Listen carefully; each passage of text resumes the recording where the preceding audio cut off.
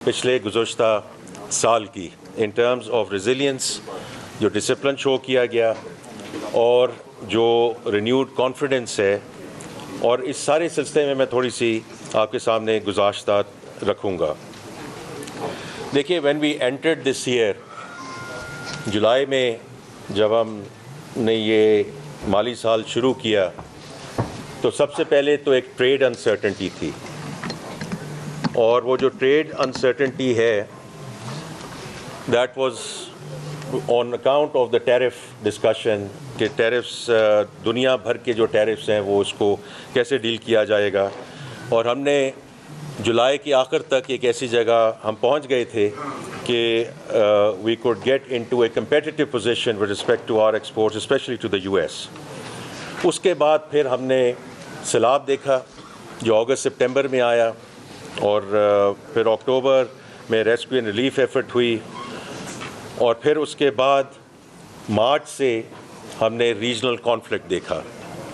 تو یہ تین وہ I would say exogenous factors ہیں جو جب اس وقت ہم یہاں بیٹھے ہوئے تھے پچھلے سال، the tariff uncertainty was there but the other two factors were not in the picture۔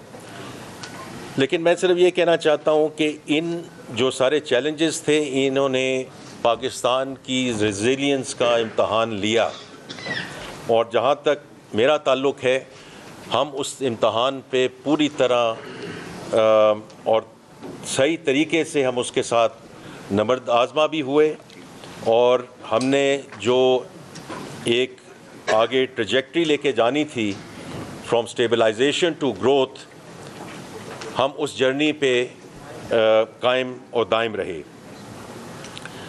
اچھا، اسی سلسلے میں جو مالی سال 2026 میں جی ڈی پی گروتھ وہ آلریڈی ذکر ہو چکا ہے، 3.7% رہی، اور اس میں ابھی ذکر کروں گا کہ why we think and why we believe. کیوں بھائی، کیا ہو رہا ہے؟ اچھا، تو اس میں یہ جو براڈ بیسڈ اکانومی کی بات ہے تو اس میں یہ کیسے ہم اس کو آگے لے کر چلے، بیکاز اس میں صرف حجم نہیں بڑھا لیکن وہ براڈ بیسڈ ریکوری کی بھی بات ہے۔ اب یہ اس تناظر میں ہے کہ جو میں نے ابھی کچھ فیکٹرز بتائے کہ نہ صرف یہ ہمارے ملک کو بلکہ اس خطے کو بلکہ ساری دنیا کو اس نے افیکٹ کیا، اور اسی کی وجہ سے یہ ہے کہ 26 میں جو گروتھ کی گلوبل گروتھ کی جو ریکارڈ کی گئی تھی 25 میں، وہ کم ہو کر 3.1% رہ گئی ان 26۔ اب ہم اگر دیکھیں اس تناظر میں جو گلوبل فیکٹرز ہیں اس میں پاکستان کا جو اور میں نے ابھی ذکر کر دیا ہے کہ بیرونی اور اندرونی چیلنجز کے باوجود 3.7% جی ڈی پی گروتھ حاصل کی، جو پچھلے سال 4 سالوں کی بلند ترین فگر ہے۔ اور یہ تھوڑا سا کئی دفعہ ہم بھول جاتے ہیں کہ ہم نے یہ سفر شروع کہاں سے کیا تھا۔ آئی تھنک اس کو ہم نے مائنڈس کو ریفریش ضرور کرنا ہے کہ 23 میں یہ -2.2% تھی، 24 میں یہ 2.6% رہی، 25 میں یہ 3.2% ہو گئی۔ اینڈ کوائٹ فرینکلی اگر میں آپ کے ساتھ اس وقت بیٹھا ہوتا جنوری یا فروری میں، تو ہمارا یہ ایک پلاننگ کی طرف سے، اسٹیٹ بینک کی طرف سے، فائنینس کی طرف سے ہمارا یہ بڑا ایک متفقہ ویو تھا کہ اس سال جو گروتھ ہے وہ 4% سے ایکسیڈ کر جائے گی۔ لیکن جیسے کہ آپ سب کو معلوم ہے کہ یہ جو کانفلکٹ آیا مڈل ایسٹ کا، اس کی وجہ سے ہم جو ہے وہ افیکٹ ہوئے۔ لیکن ہیونگ سیڈ دیٹ، پھر بھی ہم ایک ملکی تاریخی کا سب سے بڑا معاشی حجم پر پہنچ چکے ہیں، جو 126.9 ٹریلین روپے یا 452.1 ارب ڈالر تک پہنچ گیا ہے۔ فی کس آمدنی $1,901 ہو گئی ہے، جو گزشتہ سال $1,751 تھی، اور افراط زر کی میں ابھی بات کرتا ہوں۔ اسی میں اگر ہم ڈفرینٹ سیکٹرز میں جائیں گے تو ایگریکلچر جو پچھلے سال 1.53% پہ گرو ہوا، اس سال 2.89% پہ اس کی گروتھ ہوئی، and this is notwithstanding the floods. اور میں فلڈس پہ بار بار آتا ہوں کیونکہ یہ جب معاشی استحکام کی بات کی جاتی ہے کہ جی صرف معاشی استحکام کا فائدہ کیا ہے یا از دیٹ گڈ انف، تو اس پہ میں تھوڑا سا ایک منٹ میں ذکر کروں گا. لیکن کراپ سب سیکٹر میں بھی مثبت گروتھ ہوئی اور یہ کنٹریکشن کے بعد 1.44% کی گروتھ ہوئی. اور لائف اسٹاک سیکٹر جو ہے ہمارا continues to go from strength to strength, and that is very very important. کیونکہ جب ہم زراعت کی بات کرتے ہیں ہمارا جو زیادہ فوکس رہتا ہے وہ کراپس اینڈ اور سب کراپس پہ رہتا ہے. Life stock, dairy and life stock is 60% of the agriculture GDP. یہ بہت امپورٹنٹ چیز ہے جس کو ہمیں ملحوظ خاطر رکھنا چاہیے. اسی طرح انڈسٹری اور مینوفیکچرنگ کی بات ہوئی. لارج اسکیل مینوفیکچرنگ نے 2026 میں 6.1% گروتھ ریکارڈ کی، جو ونس اگین پچھلے 4 سالوں کی بلند ترین سطح ہے. اور اس میں بھی یہ بات ہوتی ہے کہ جی اگر ایک سیکٹر ہے یا 2 سیکٹر ہیں، یہ براڈ بیسڈ گروتھ ہوئی کہ نہیں ہوئی.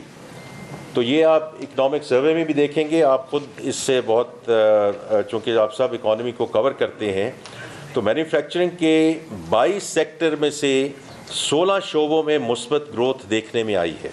اس میں food, textiles, wearing apparel, petroleum products, non metallic minerals, automobiles, beverages اور الیکٹرک اکوپمنٹ جو ہیں وہ شامل ہیں.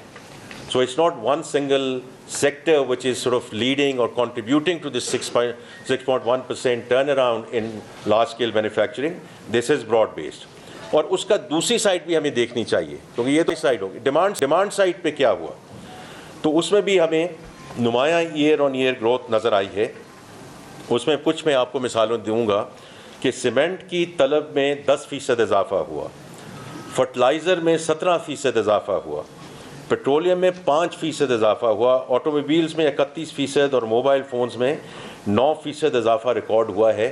And this again translates into various sectors, اور ان کی جو ڈیمانڈ بڑھی ہے اور اس کی وجہ سے جو اگین جو براڈ بیس گروتھ کی بات ہوتی ہے یہ اس کو سپورٹ کرتا ہے. سروسز ہمارا ہمیشہ سے ایک مضبوط اینکر رہا ہے بیکاز یہ مجموعی طور پہ close to 58% of our GDP کا حصہ ہے. تو یہ 4.9% گروتھ ریکارڈ ہوئی ہے جو ونس اگین 4 سال کی بلند ترین سطح ہے. اس میں خاص طور پہ ذکر کرنا چاہوں گا انفارمیشن اینڈ کمیونیکیشن سروسز، جس میں 7.52% کی گروتھ ریکارڈ ہوئی ہے جو کہ ونس اگین 4 سال کی بلند ترین سطح ہے. لیکن اس کی جو بہت ایک اچھی چیز ہے کہ اس کی جو ڈیجیٹل اکانومی ہے اس میں اس کا جو رول ہے وہ کتنا امپورٹنٹ ہے. اور اس میں ڈیجیٹل اکانومی میں تھوڑی دیر کے بعد آؤں گا کیونکہ منسٹر آف اسٹیٹ بلال کیانی صاحب اس کو اسٹیئر کر رہے ہیں. وزیر اعظم پاکستان ڈیجیٹل اکانومی کو خود لیڈرشپ پوزیشن میں اس کو آگے لے کر جا رہے ہیں. فسکل کنسولیڈیشن پہ آتا ہوں. اس میں جو آپ سب کو علم ہے لیکن میں پھر بھی کہہ دیتا ہوں کہ فسکل ڈیفیسٹ جو ہے 0.7% آف GDP.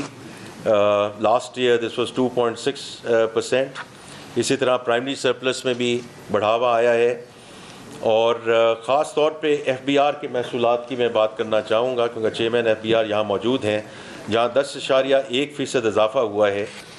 اور ماکا پیمنٹس جو ہیں اس میں 23% کمی آئی جس سے ہمیں اضافی فسکل سپیس حاصل ہوا ہے. افراط زر کی